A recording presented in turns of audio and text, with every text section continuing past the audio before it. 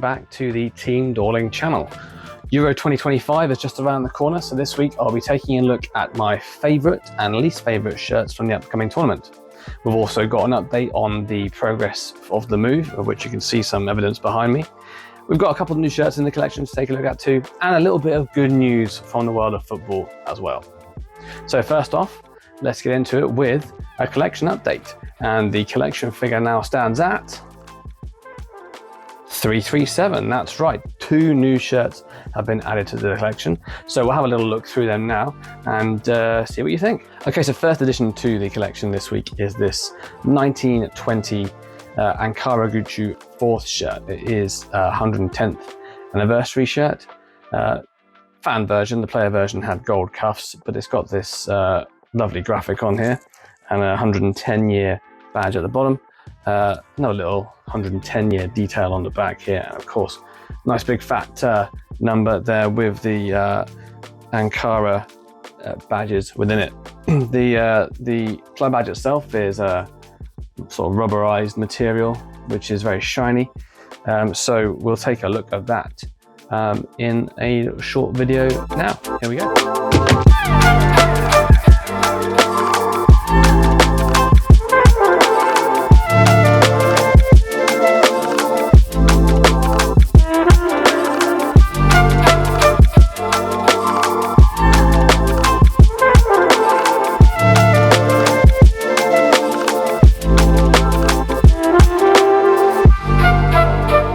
So the second shirt I've added to the collection this week is from my beloved Arsenal.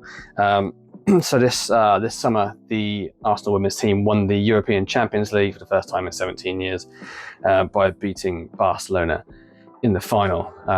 It was the same day that Stuttgart won the German Cup, and I missed both of them because I was at a wedding in Wales.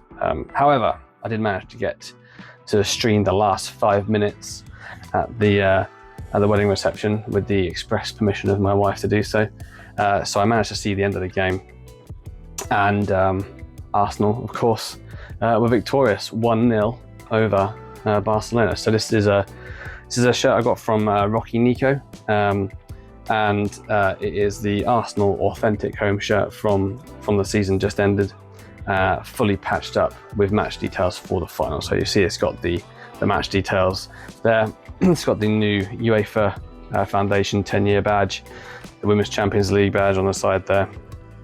And then for name set, I've gone for Stina Blackstenius, who of course scored the winner in the final.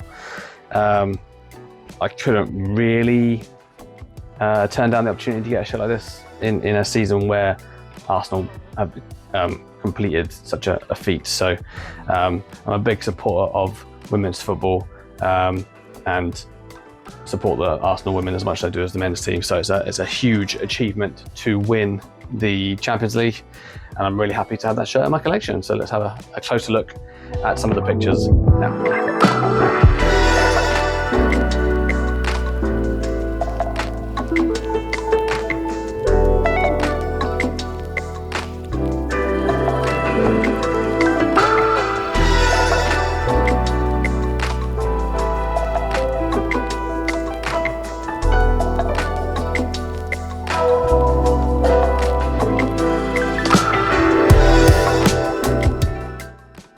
In the last couple of weeks, significant movement has been made in terms of packing the shirts away and tearing down the shirt room in preparation for the house move. So as you can see behind me, we've got a lot of boxes now in what is essentially my wife's office. So she's really happy that I've decamped from my room into hers essentially. So over here you will see we've got a very large stack of boxes. I think I counted them up the other day. There's about 14 or so, 15 or so boxes, some 80-litre boxes and some 30-litre boxes, which I bought initially thinking, oh, they'll be fine, and they are nowhere near big enough. So we've got a massive stack of shirts. There's about 20 shirts or so that I've left out because they're the ones that I will continue to wear in the coming months while we wait for the move to be finalized. But they're all individually wrapped in acid-proof paper, protected from themselves and from each other and ready to go.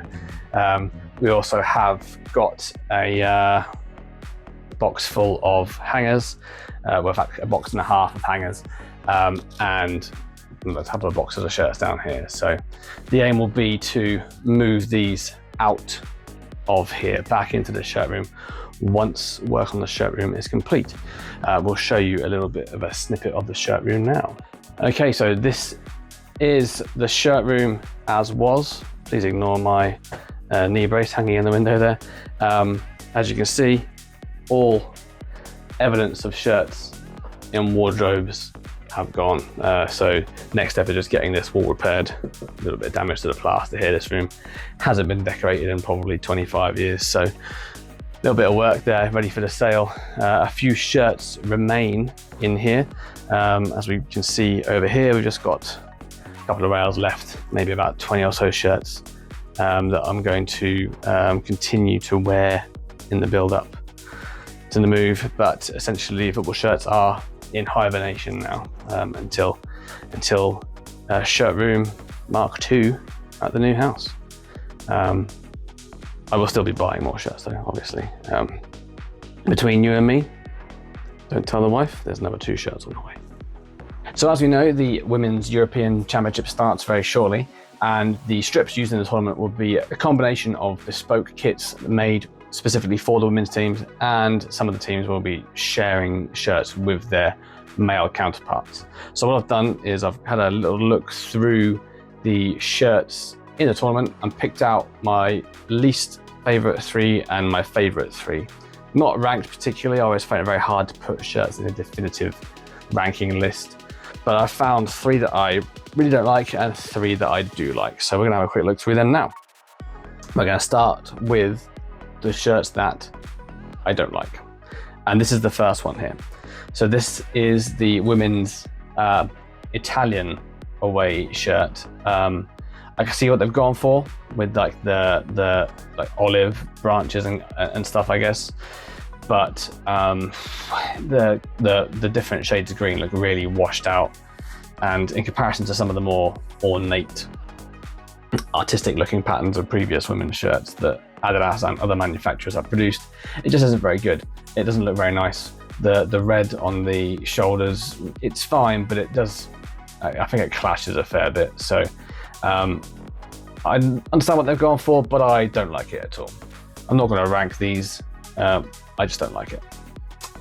Second up is the Germany away shirt. Now this one apparently is inspired by the local art scene around Berlin, but it doesn't look very nice. It looks kind of a bit cheap, really, a bit tacky. Potentially, if it's available in authentic, then it might look a little bit better with a bit more texture to it. But the graphic I don't like. The yellow of the Adidas logo and the Germany badge doesn't really sit and play nicely with the rest of it. And specifically, you can see behind the badge there, behind the Germany badge, that is a transfer, isn't it? It's a rubberized application, and it's another different shade of red that sits over the top. If that was just the yellow parts being transferred on and they sat above the pattern, I think it would look better. But as a whole, it's not a package that I can get behind. So it's a no from me. Finally, we've got this Wales away shirt. So very similar colors to the Italy away shirt. Again, they've gone with a pattern that means something.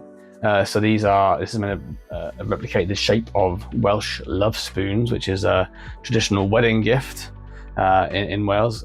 Actually got a set of love spoons for our wedding, but I think that pattern gets lost a little bit again because the green looks so washed out that you can't really detect the pattern in there, and it's not a pleasing shade of green. You know, there's a nice vibrant green in the Welsh flag, which I think this would look better, because then you could tone down the purple in the stripes and the side panels if purple was the color that you wanted to use. I'm not entirely sure purple was the right choice here, but yeah, it's just, again, a big clash between the purple of the Adidas logo and the green of the shirt, and the green itself is just washed out and not pleasing to look at. So that's 3 shirts that I have looked at in the tournament and I don't really like. But there are some good shirts on display. So let's have a look at 3 shirts that I do like, starting with the Norway home shirt. So quite obviously this is presented as an authentic shirt because that texture material pattern there is quite obvious, but very pleasing to look at. But what I also like about it is the details on the cuffs look very cool, and the shade of blue that they've used on the collar and cuffs really, I think, complements the red of the shirt. It's a nice deep red as well, you know. So it's just a real nice looking shirt with a nice colorway that complements itself. Centralized badge is never gonna look too shabby, especially on an international shirt where you haven't got a squeeze net sponsor as well. Yeah, lovely shirt, very good. Gone for the England shirt as well. So obviously this is a nod back to like the 86 Admiral shirts that the men's team wore.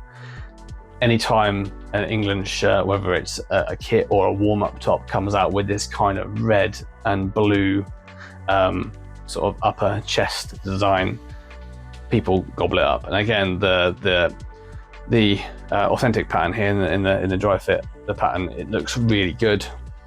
So I imagine in hand this player version will look very nice.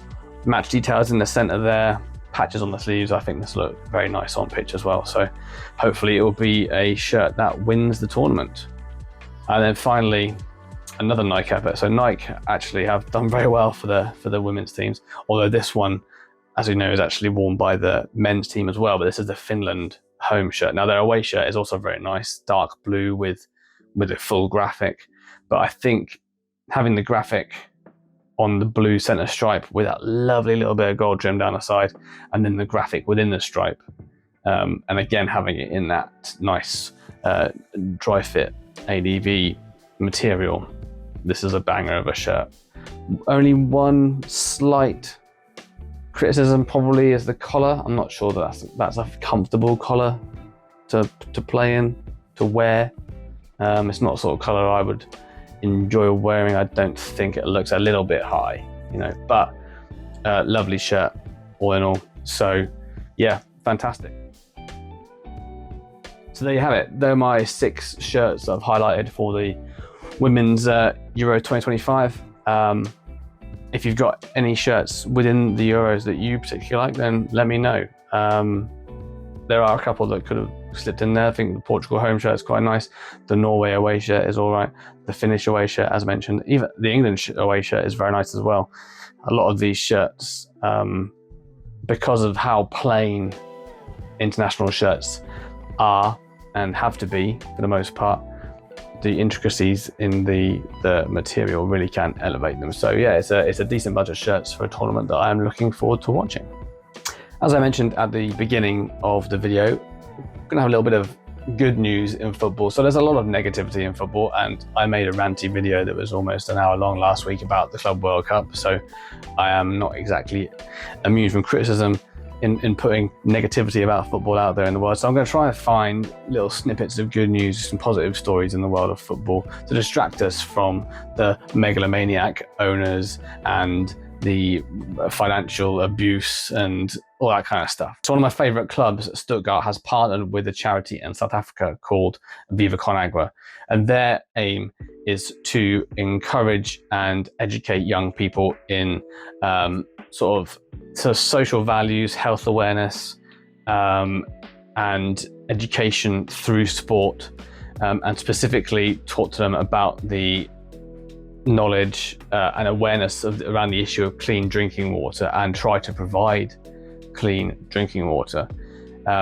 So I'll share some screenshots from the website here.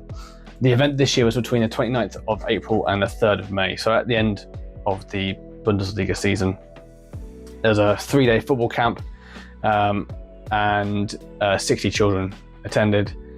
Coaches from the Stuttgart Academy attended.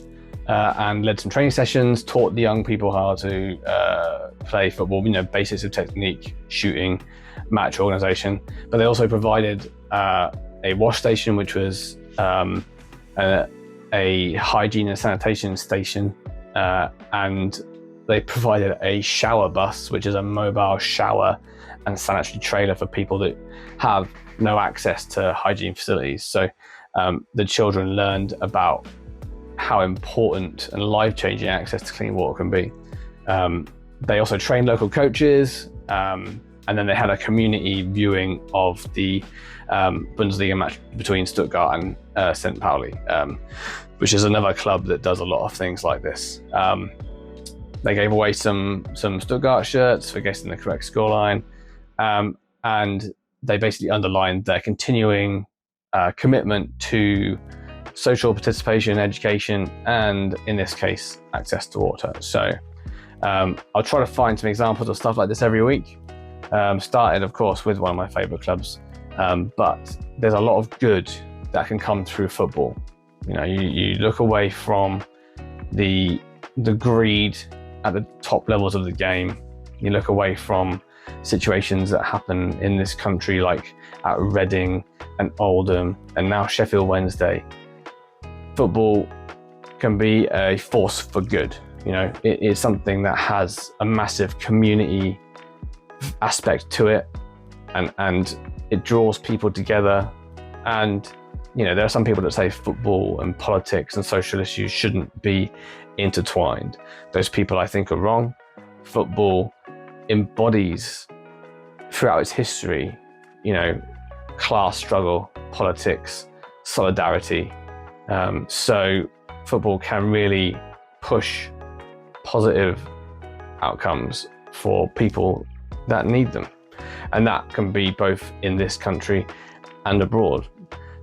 Clubs at the top of the game like Stuttgart have vast resources that will allow them to have impacts globally in places where there might be a footballing culture already, but no money. And alongside that, clubs can also operate locally, whether it is just a local charity partner or having access to the stadium and the grounds and the pitch for charity games and disadvantaged people to come and watch and get involved. Football has a real ability to bring people together. So as much as people like to hate on football, as much as people are disillusioned with it, I think the world would be a much poorer place without it.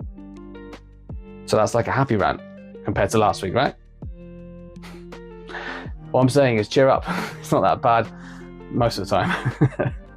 That brings us to the end of episode 3 of This Week in Football Shirts. I'm going to end this week's video with a look at a couple of shirts in my collection. They're both safely packed away now, but I've got some photos that I can show you of them. They are the Spezia home and third shirts from last season.